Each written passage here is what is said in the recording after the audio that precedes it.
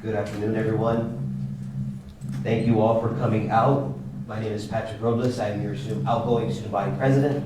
Appreciate, although this is a small but mighty group, this is a critical conversation for our student community. And we're grateful that we have the opportunity to hear from President Robbins, to hear from outside contractor Steve Patterson, soon to be interim chief safety officer. And then we have leadership from our counseling and psych services team here on our campus.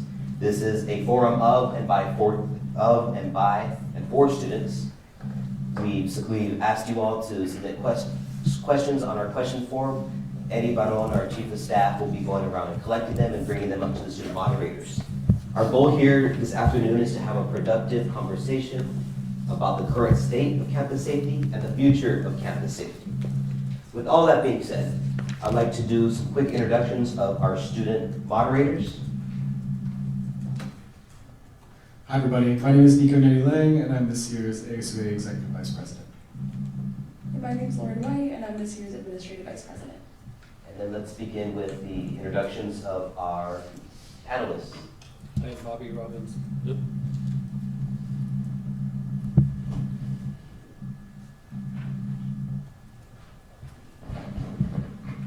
Hi, Bobby Robbins, President of the University.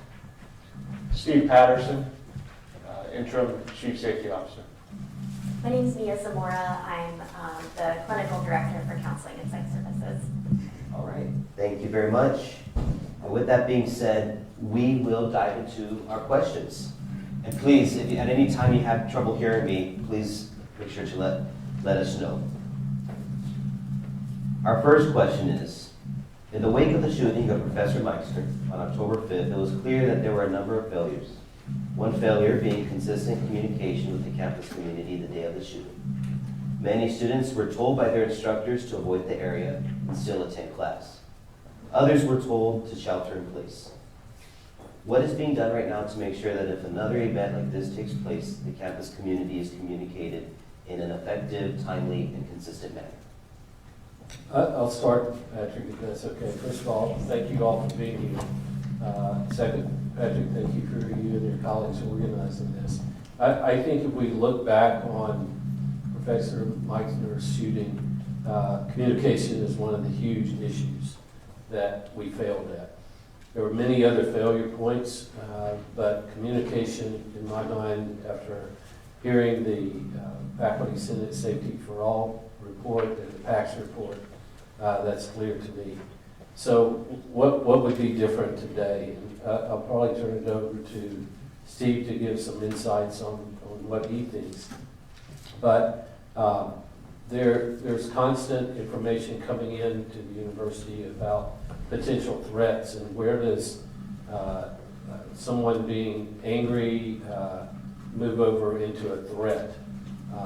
And how do we deal with that while protecting one's privacy and civil liberties to going so far as to ask them to leave the university community or even arrest them. That's a continuum that I think is very difficult to maneuver, but it's something I think we've made a lot of progress in the last 6 months on. I think the first thing, communication prior to the event, as Dr. Robbins mentioned, the communication amongst UAPD, TAMT, CAPS as well, making sure that everybody is aware of certain situations within TAMT. We have UAPD, we have CAPS, Dean of Students is represented as well. Now moving forward, as far as communication after an event, we've made significant updates to UA Alert. Tried to streamline the communication. We're limited on the number of characters that we can provide with UA Alert, but we are looking at, we have hot buttons within the UA Alert that you can click on to provide specific locations, mapping locations. One of the concerns that was voiced was the identification of the building that you're in. People didn't necessarily know the name of the building. University of Arizona campus, a lot of buildings have multiple names. So I think that's going to help a lot on the communication realm. Also, ensuring that everybody is successfully registered for UA Alert. We are in the process right now of ensuring that as many people as possible that are within the campus community are signed up with UA Alert. In the past, it's my understanding that they were, had to opt in.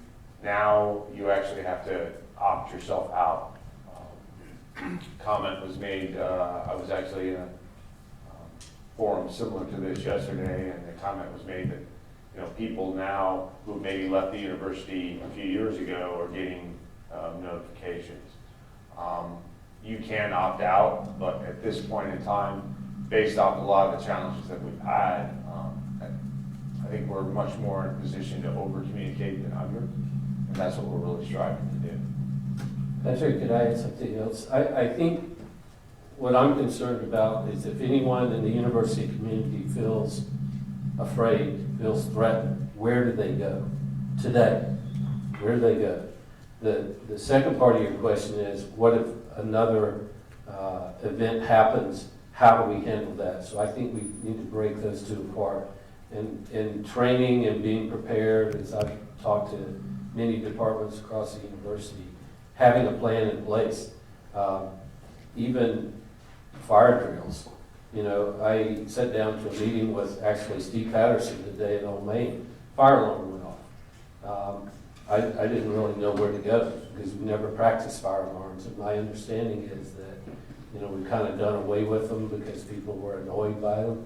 But getting to training and having, know what you're supposed to do in terms of either going to a safe place or shelter in place is something that, you know, we've got to do a better job on.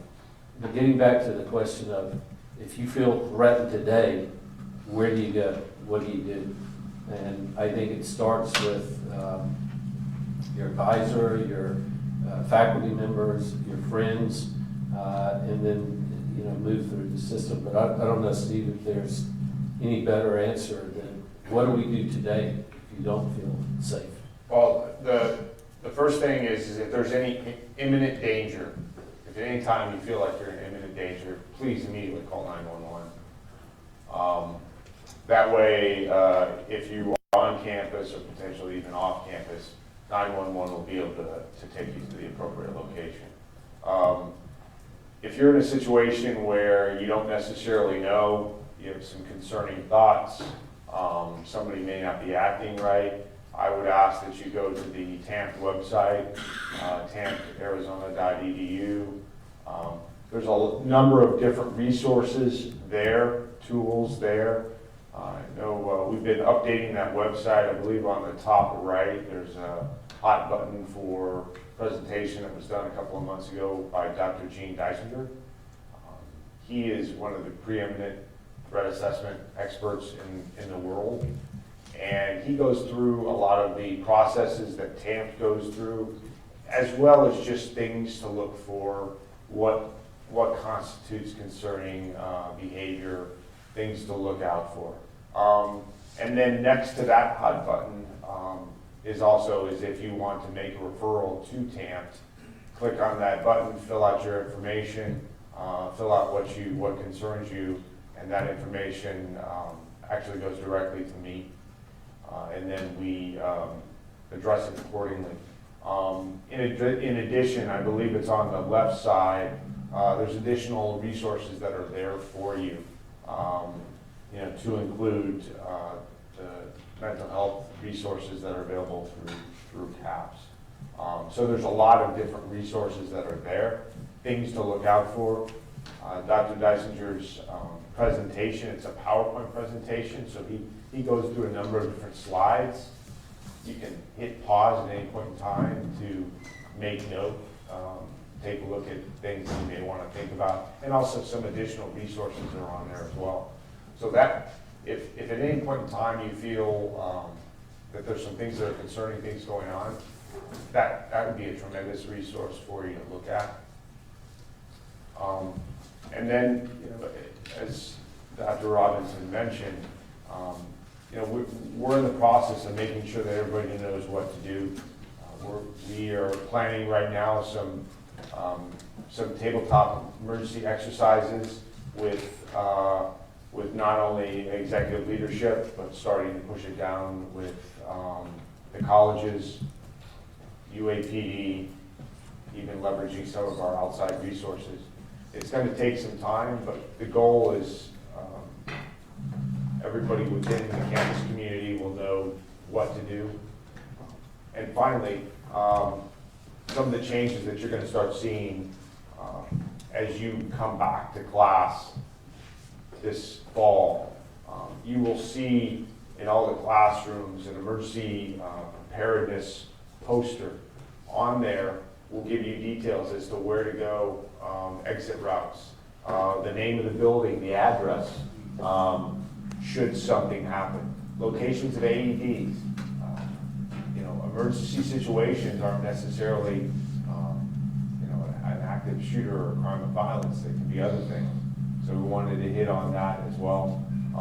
Plus some general guidelines on things to think about in a power outage, active shooter.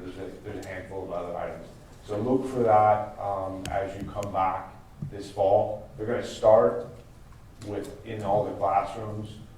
My hope is as we continue to evolve, this information will be placed in elevator locations, other locations throughout the university. I know there's a lot of locations within this campus that are not classrooms that people frequent. So look for that soon as well. All right, thank you. So next question is directed to Mia. Will there be more funding resources granted to CAPS, in particular to support more staff? It's one thing to encourage students to seek support from CAPS, but if there aren't enough appointments / providers saying go to CAPS, is it actually helpful? This is an audience question, excuse me. So are there more funding resources for CAPS in the coming school year? Yeah, absolutely. I think that's a great question because I think we're all aware that the mental health needs of the campus are growing every day. And this isn't an experience that's unique to our campus. This is something nationwide. Mental health, the need for mental health and demand for mental health services has just been expanding. I think in many ways that's an incredibly positive thing because the stigma around talking about mental health and about seeking services is significantly less, and so we're seeing expanding numbers of people seeking help because of that as well, and I think that's enormously positive. However, you're right, because we have a student population of 50,000, and we have I was there. My gentlemen were asking me about how many counselors we have. We have about 40 to 45.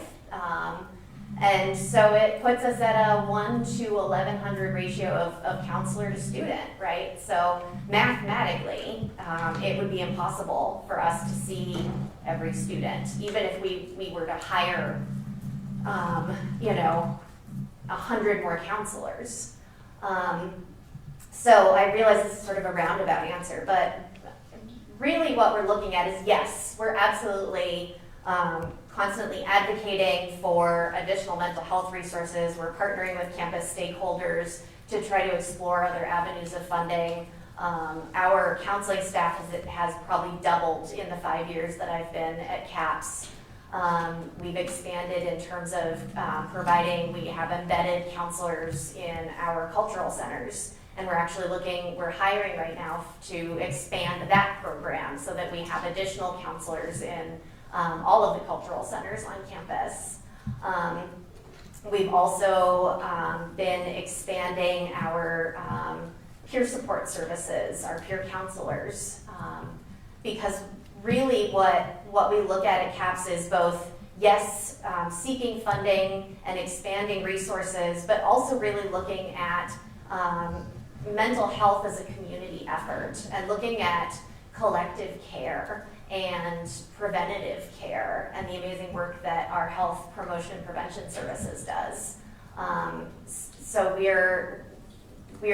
really see counseling, CAPS mental health and counseling services as really a spectrum of services, and not everybody needs individual therapy, but we also want to make sure that we're available for those that do need it.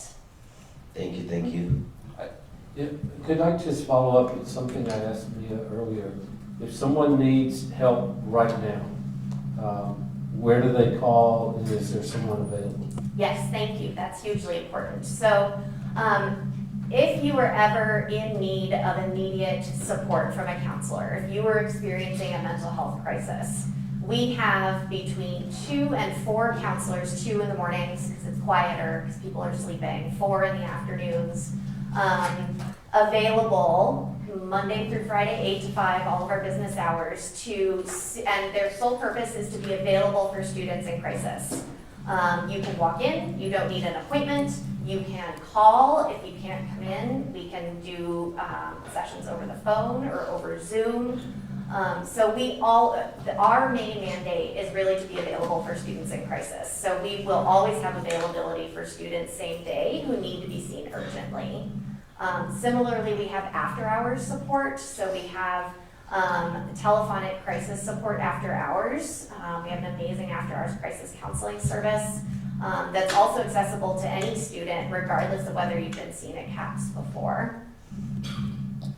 One other thing I would add, the ICS for Safety group, which is the group that is trying to enact a lot of the PAC's safety recommendations and the recommendations that we've identified over the last items that we think we maybe have some need over the last 6 or 8 months. One of them, ICS has been working directly with Aaron Barnes to look at the coverage of care that we're providing.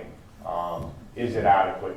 If there is a potential safety issue, do we have adequate care for folks in an immediate need situation?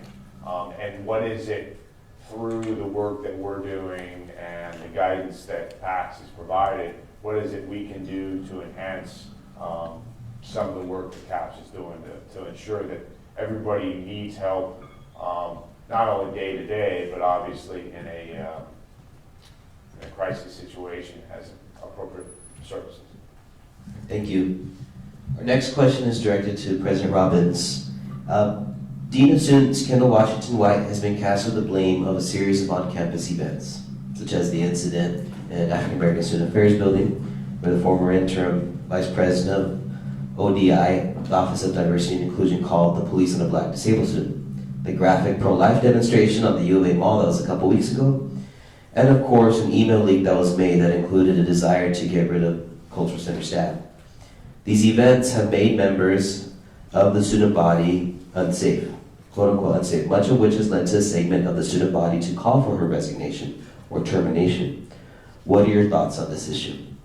Well, obviously, I think that several of those instances were not handled well. For instance, earlier when I was talking to Steve Patterson about where do we go if we feel that we need help without calling UAPD and having people with guns show up. I think there's something that we have to do, and this is one of the charges that he has, that there's got to be even mental health providers that when a call comes in, that someone can show up and try to mitigate disagreements and try to de-escalate the situation. I think several of those events you mentioned, Patrick, are something that we have to do better at. And I think the Dean of Students office is complex. Certainly with the cultural centers, I'm very appreciative that Dr. Moreno, who's here, called me and alerted me to situations that posed a safety to students. And so we immediately moved those over to his oversight. And I think there's a great opportunity for us to have a campus-wide dialogue. I was speaking with the chair of the faculty this morning about this is something we have to do in order to get this right. Yeah, and Dr. Robbins is accurate. Earlier today, we were just talking about that. I think there's a gap there between, having a potential law enforcement issue and just a general dialogue and discussion, where law enforcement comes into play, and is there some mechanism, some group that we can create that maybe can handle some of these situations that, be it somebody in a mental health crisis, or, as Dr. Robbins said, disagreement of ideas. Can we have some people come in to maybe look at that? It's something that I definitely think we need to consider, do some research on, to see if we can maybe create some sort of group or entity to help with that. Yeah, I was a big proponent of taking officers out of their uniforms and taking guns away. Not that there wouldn't be some need for guns, but with the shooting that happened on campus, there's again a continuum of balance. And not all situations are the same, but for most things that happen on campus, I don't know how many times the UAPD in the last 10 years have had to draw their guns for any reason, but I would say it would be very, very small. So trying to solve issues of conflict, I think the police would be, in my opinion, the last resource we should be using. I could also just add, so one of the proposals that CAPS has been working on, going back to the question about seeking funding and services, is a proposal for a university-specific crisis mobile team. So a team of licensed mental health counselors, crisis case managers, who could serve the function of responding when there is an escalated situation or a mental health crisis on campus and the student isn't able to make it to our clinic. I think this is something that would really go a really long way in reducing the number of instances where we're having to call on UAPD to respond to mental health crises, to respond to maybe escalated situations where we know that the presence of a police officer could be significantly triggering, escalate the situation, present danger to a student who carries a historically marginalized identity. So there's certainly a level of urgency to that proposal, as we recognize that there is this gap that's being described between police response and sort of just a meeting with an advisor. So, President Robbins, with the incidents that I mentioned, a lot of students are frequently mentioning how they believe the Dean of Students' office failed them. In what ways has your office attempted or actively doing to hold the Dean of Students accountable, and also to support this office in making sure incidents like these don't happen again? Yeah, that's a good point. I think one of the things is when I was alerted to the issue with the cultural centers, we took immediate action. And I met with a group of faculty, students, and staff. But that's not a long-term solution. We've got to have a more long-term solution. There are going to be some announcements that come out on Monday. I would encourage everyone to pay attention. There are going to be some changes.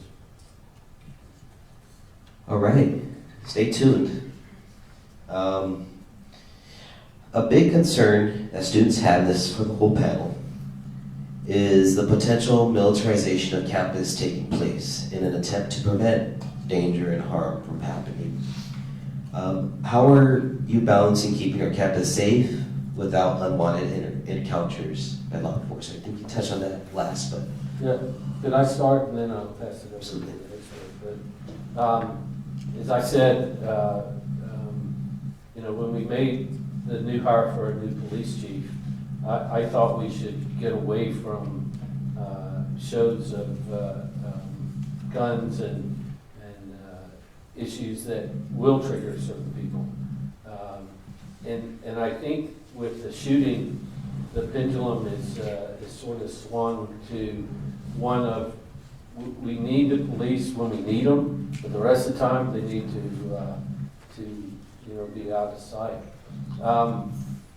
I've kind of revised my thinking on that a little bit, that I do now understand the need for some sort of presence of deterrence to violence, which I don't think is ever the solution for anything. But the idea of militarizing our police force, we're a university police force. We're not one that will ever be militarized or having more shows of force and things like that. And I just ask Steve to make some comments. Thank you. I think this first starts with open dialogue between UAPD and the rest of the community. I've been meeting with a lot of different groups, and there seems to be a disconnect in communication between UAPD and the campus community. So I want the university to feel comfortable having conversations with a UAPD police officer. I want, if there's a reason why there's a lack of comfort, then we need to work through that. That's the first part of it, right? Is I truly believe that this campus community works as a whole.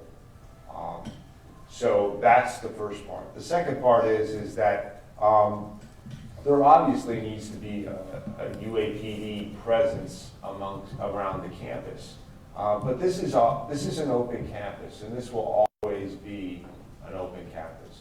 Some of the things that make this campus so wonderful is the fact that you see people, long ago graduates walking along on the mall in the early morning hours. You see kids playing. Everybody enjoys that. We need to take more effective measures to make sure that if something's going on that needs law enforcement help, that people are willing and eagerly make the phone call to notify UAPD. The thought that there are folks out there, that potentially marginalized folks out there that don't feel comfortable having those conversations, making that phone call, that's a challenge for me. That's a challenge for UAPD. We need to make sure that people feel comfortable, and I think that will help a lot. This university is not going to become a militarized location. It will not happen. But I think everybody needs to be, we all need to be more comfortable having those conversations amongst ourselves. I think too, Patrick, the issue of, the shooting was almost to the day 20 years after the nursing shooting. And we've had a couple of other students either killed on campus or right off campus. So these, although they're infrequent events, they seem to be becoming more frequent in society. But there's another issue around feeling safety in your everyday life that doesn't have to do with these violent episodes. And that's where I think prevention and having a good network of communication to find resources and help resolve issues that make people feel afraid.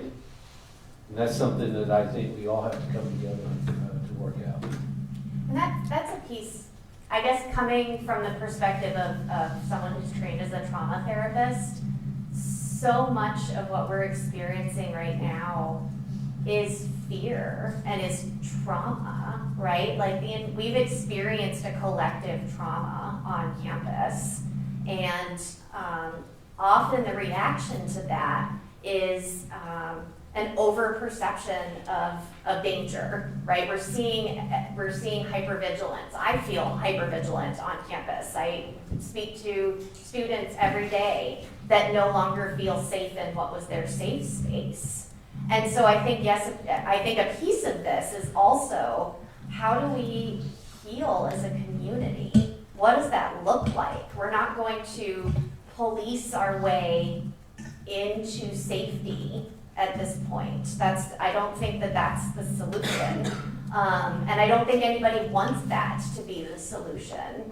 But I also think part of this needs to be a community conversation around just the experience that we've all had, and how do we heal from that as a community, and how do we come together as a community. Part of what resonated to me with Dr. Deisinger's presentation was when he talked about just the importance of having uncomfortable conversations with each other, of when you are concerned about someone, having the confidence and the tools to be able to talk to them, to reach out and express concern if you feel safe doing so. And I think that's a piece that right now everybody is, just based on sort of the reports that I'm getting, everybody feels like, oh, well, I better report this. And yes, if you have significant red flags, you should report it. But at the same time, part of this is also recognizing when maybe I need to reach out in a compassionate way and connect with someone and say, hey, are you doing okay? I haven't seen you in class for a couple of weeks and you seem really down. Is there anything that I can support you with? Thank you. So just to remind folks, the questions we've been asking have been submitted by students in real time, submitted days prior, or crafted by our student government team. A question submitted by a student, and now that you mentioned trauma, we're going to revisit the demonstration a couple weeks ago because this is still a very hot topic for students. This is what the question reads. Will the school make an effort to make campus safer and remove aggressive propaganda and solicitors from the mall? Harassment towards students, regardless of gender or ethnicity, should not be tolerated. I expect to endure oppressive speech on campus every day and was disappointed to see the legal displays grow in magnitude this semester. I do not feel safe or represented by my university when unaffiliated or affiliated programs target my rights of body autonomy. Yeah, Patrick, this is another one that's very difficult in that discussion of, individual rights. And so, as Steve mentioned, we're an open state university. And so I know there's a detailed permitting process that allows people to come on the mall and other places to have clubs invite people on the campus. So that group had to get an invitation. They had to get a permit to do what they did. As repulsive as it was to see all of that, I don't know a solution of how we can prohibit people from having their freedom of speech, First Amendment rights. And I understand. I don't know. I didn't know about this beforehand. I don't know if we can publicize it beforehand so that people will know this will be happening and just avoid the area. But this is a tough one that I don't know that we can block people from coming and say, there's some guy that's out there, I forgot his name, but he's out Brother there. Dean? What is it? Brother Dean? Yes, that guy. And, I haven't seen him around in a while, and I know he got banned from campus for a while. But then he came back, but I don't know if he's still around. But those kind of people are able to stand out there just like they're able to stand on the street corner and spew all of their bile and hatred. And I don't know, maybe Steve, we don't have any lawyers here, but Steve can help us out on when does it turn from free speech to hate speech? Because I heard reports about there being hate speech there, and could it have been stopped at that point? And I know there were First Amendment monitors out trying to assess that. Yeah, I'm not an attorney.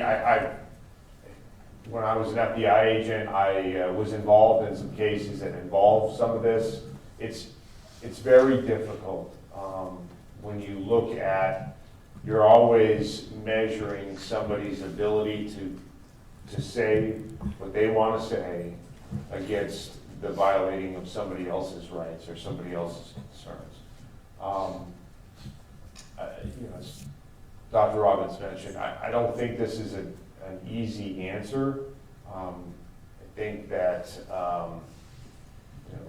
we have to be careful that we don't start, if we start restricting one thing, where is that line drawn? And I think that's the difficult conversation to have. I'm in agreement with whoever wrote that question. I don't know if anybody necessarily wanted to see that. But I'll use a similar example in that in the past there were groups that are known to use vile hate rhetoric, but have been authorized to have parades and marches in cities. Is it awful? Is it disgusting? Absolutely. But I mean, that's, we all have rights, and I think we're always trying to kind of monitor that. So, Patrick, you may know more about this than me, but my understanding is there's a committee that gives the permits for people to be there. Is there any way that all of us can be notified before these people show up? Could there be a list of, here's what's permitted on campus today? So from what I gathered is it's this process that consists of this outside group reaching out to the college Republicans. Then they go through the Office of General Counsel. That's the first initial approval. Then the Office of General Counsel, after that, they go to UAPD. And after UAPD, it goes to the campus, to the Dean of Students. Then it goes to the Campus Grounds Committee to make sure, the land is okay. Then UAPD looks it over once again. And then it goes to the Campus Mall Use Committee. It's a group of stakeholders. After that, they sign off, and whatever club or organization is wanting to set up on the mall that day is approved to do so. Yeah. Mm-hmm. Well, but can we be notified that they're coming so that we're prepared for it? Well, Both, emotionally and psychologically, that these are people who come into the campus. My sense is when these invited speakers, a group of AEU presidents meets every year, and we devoted a 2-hour session to this. There was some white supremacist that was invited to the University of Florida campus. This is before COVID. right. And the president had to get the National Guard there, and the University of Florida had spent over $1 million just to make sure that the ability for this person to speak was given to them, and that everybody was protected. Wow. Well, we actually met with the Dean of Students, Kendall Washington White, last Friday, I believe, and we had asked her about this, and she had said no to alerts. I'm not sure if there may be a loophole and wiggle room in making sure we notify. So you asked the Dean of Students about alerts? Yes. And what was the reason for that? That it becomes, do you want to chime in, Lauren? Yeah, we had brought this specifically up to them, and they had stated that they were against it because they wanted to ensure that they didn't bring more individuals like this on campus. That was their reasoning for it. Yeah, I think that should be a discussion. I think we all should be informed about what's going on on campus. If some controversial speaker is coming on campus, I would appreciate knowing about it ahead of time. Absolutely, because I know that those within the 2-day span that the demonstration was on the mall, the Women and Genders Resource Center received an influx of students seeking crisis counseling and mental support after seeing just the graphic imagery of genocide, lynchings, bloody fetuses. It was crazy. Yeah. But we're glad to hear. So was the permit for 2 days, because they took it down and they came back? So was that a 2-day permit that was given? I'd have to double check, but I would think so if they were set up for 2 days. Something we should look at. Thank you, we're glad to hear that. Now, with the new PAX group report, this is an audience question. When With the new PAX group report, they recommend installing safety compliant locks on classroom doors. How will you ensure accessibility for students with disabilities when instances happen? And a quick follow-up is, what will the Campus Safety Advisory Commission look like? Yeah, that commission, I think is being charged next week. Yes. We've got the commission in place, and they will be advisors to Steve and his group on campus safety. With regards, he can talk about the locks, and the goal is by fall term to have locks on every classroom. So I don't know if the door's locked, there'll be a way that we could lock this place down. And then there'll be key card access to most buildings. I was interested in reading the PAX report. I thought they may go to the level of, well, we need metal detectors for every building. But as you saw in the Michigan State shooting, which, in our case, we had a year's worth of warning, a whole year. In their case, they didn't have any warning because this person wasn't affiliated. But they went to the student union, and you could just imagine our student union. How do we make sure that's secure? And, it's great that we can sit outside in our beautiful weather. But for all the classrooms, you can talk about all the things you're doing, but at least every classroom is going to have a lock on it. Facilities management is in contact with Amanda Krause and her team, to make sure that we are there ADA compliant on the locks. So I think that will help that. Yeah, the second part of the question? It was what the Safety Commission, Safety Advisory Commission is going to look like. Yeah, President Robinson on it. We will formally announce that, I believe, next week. It will be a diverse group with members of faculty, students, staff, and some folks within the community as well. We will have our first meeting next week and really start looking at some of the more complicated issues that we're facing in the PAX report, but also discussions we're having about the communication with the police departments, things like that. So can members of the disability community here on campus count on being represented on this commission? Yes. Commission? Okay. Yes. Alrighty, thank you.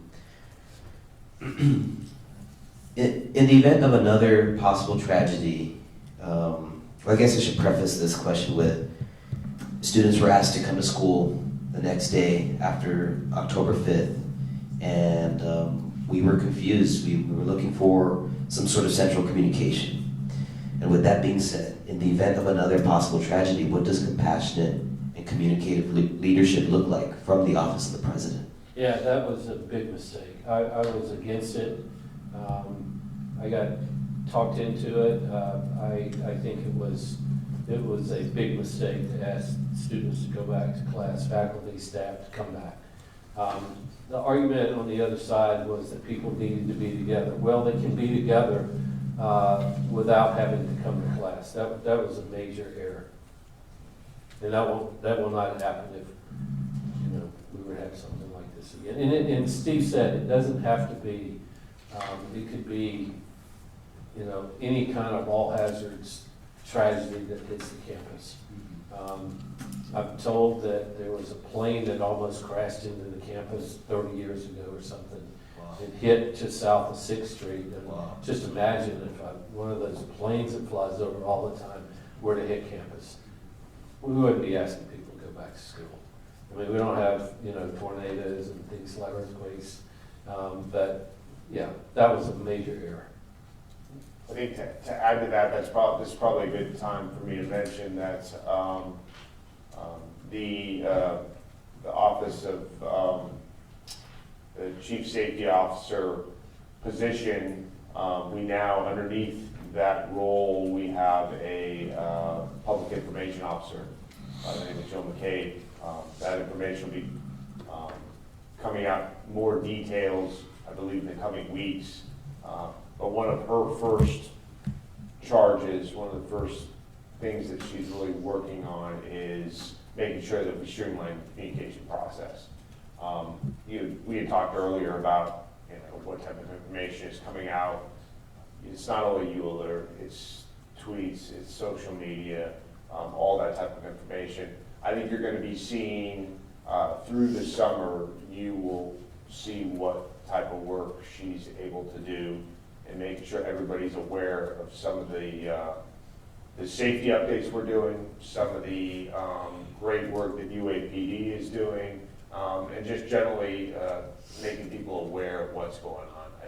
I hope that everybody, and if that's not going on, I look forward to everybody's feedback, but I truly think that you're going to start seeing a lot of information being pushed your way in the coming months. Yeah, just to add on to that, I mean, this is one that's, I get pulled back and talked into some things, but, you know, U-Alert, I think the upgrades have been well needed.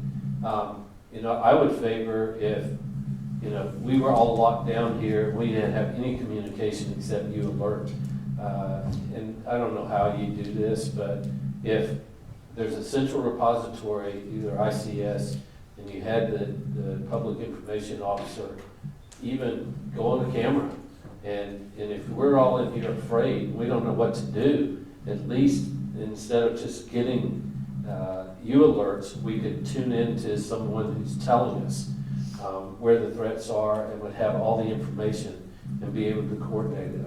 I think that may be technologically difficult to do, and then of course the cynics say, well, then you're just telling the bad people, you know, what you're thinking and giving them information. I don't know if there's some way to do that instead of having to try to depend on the news or, you know, real time.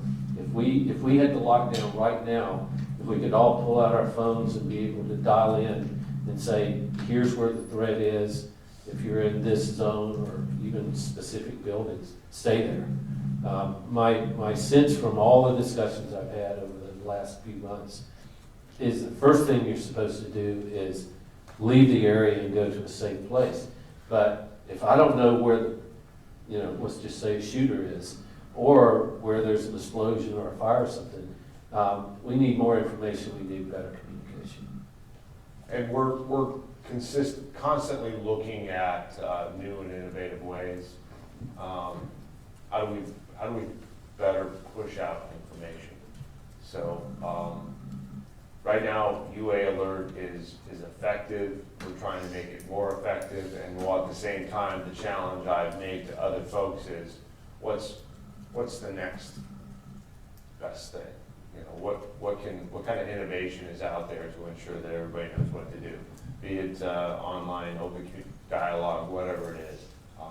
We're in a position now where we really need to look at that, not only as a campus community, but, you know, as a nation. We're dealing with these type of things all the time. Right. How do we open up some of the communication in a positive way? Mm-hmm. So U-Alert is definitely an essential component of campus safety. I think another additional component of campus safety is the vibe that our university leaders create for us to feel safe, whether that's visibility or being out there in the open. I mean, President Robbins, we talk about this all the time. You know, would you be able to tell members of Shabbat and folks tuning in, you know, what can we expect to see from your leadership in the coming year in making sure that Wildcats can see and feel your power on this campus in a good way that helps create a sense of safety for all? Yeah, well, obviously, forums like this, I look forward to doing this regularly. I was talking to President Crow about it, and he has town hall meetings, I think he told me quarterly with the students. So I look forward to continuing to engage. And as you all know, Patrick, I'm out a lot, and anybody I meet, I give my cell number to, and people, you know, some people feel comfortable calling me or texting me. But I will be out and about, and I am going to encourage others to do it. having Steve Patterson here and having UAPD reporting to him and other changes that will be announced next week, I think will give, the title of the Faculty Senate, Safety for All, was Broken Trust. And I've heard that loud and clear. And so I look forward to leading rebuilding of trust and having others come along with me on that journey. So we have about 10 minutes left, and we'd like to give you all the opportunity to give a closing statement on what you gathered from this forum and where we're going, and the message that you would like to leave the student body with in regards to campus safety. Yeah, I can start. First of all, I appreciate the group that's come here and all those who couldn't make it to the auditorium today for coming out and listening. And I can tell you that I'm listening. And my number one job is to try to ensure safety for everybody, whether it be students, faculty, staff, or even visitors to the campus. You well know we've got all kind of big events that go on this campus all the time. I would argue that we do a better job of those, providing security because they're people and they know they're going to be there. But these day-to-day things and for these all hazardous threats, I've long advocated, people are tired of hearing it, that, well, what if, we left our phone somewhere? How would we know something's going on? So I'm a big proponent of having sirens and visual displays that would alert people. Look at your phone, talk to somebody, and I think that could be helpful going forward. But my goal over this next year is to continue to listen and to act. And we hit on a lot of things that there are clearly major rooms for improvement and for action. And so I think you can look forward to seeing that in the coming days and into the next year. Sorry. So I guess a couple of things come to mind for me. One that I didn't have an opportunity to speak to, but that I think is really important given my involvement with this forum is, I think it's also important to remember that mental illness does not equal a lack of safety and violence. That people with mental illnesses are actually statistically less likely to commit violent crimes than neurotypical people without mental illnesses. So I do think that that's important to keep in mind because it's easy to conflate the two. And the last thing we would want to do is start to undo all of the positive work that we've done around decreasing stigma for help-seeking behavior and for acceptance of mental illness and neurodiversity. So I think that's one piece that I just wanted to name. I think the other piece is really wanting to just ensure that students are having compassionate conversations with each other, that they're feeling safe reaching out for help when they need help. CAPS is always open to student feedback. We've made some really fundamental changes in the way we've provided services based on the feedback that we get from students in order to ensure that students have better access to counselors, have the opportunity to connect with counselors on your first appointment. And also we've really expanded our crisis services. And my hope is that we are able to continue to expand crisis services so that we can meet the needs of students on campus without the need for police intervention. I think that's one of the biggest challenges that we are experiencing right now as a campus, and I think that's one of the most important things moving forward that we really need to look at is how do we address issues around de-escalation, mediation, and crisis intervention that don't require necessarily police intervention, where we really do need a mental health professional involved. And so that's really my hope moving forward, is that that's something that we can really champion. Thank you for doing this.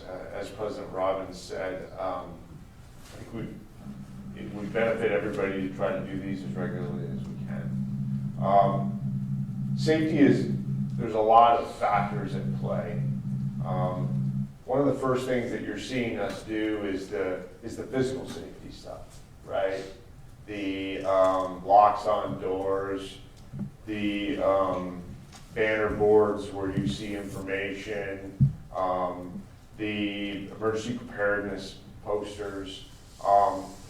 That's not easy, certainly not inexpensive, but to me, really the next level challenge that we have is how do we make people feel safe, right? There's conversations about trust. That's a process. That's not anything easy to do. That's a process. The challenge we have as a community is to be able to sit down and talk with each other. And then what is it that makes people feel uneasy? Makes them feel like they're not safe. If there's anything that I can do and help in that process, then that's what I'm going to do. I think getting some additional resources to the CAPS group is going to be vital in this process. The awareness of what is legally defined as a threat versus what is somebody feels threatened. To get that community policing environment where, to me, as I said earlier, it's awful to think that somebody doesn't feel comfortable making a phone call to UAPD because in some way they feel that in and of itself is a threat. How do we get past that? How do we open up the dialogue and have those conversations? I think that's one of the things that I would like to see the commission look at is how do we bridge some of those gaps? Because I think that's the next level. And that's going to be, we're going to have to continue to work on, but that's cultural, to make people feel safer. I can put a lock on a door, but that doesn't necessarily mean somebody's going to feel safe. How do I help that process?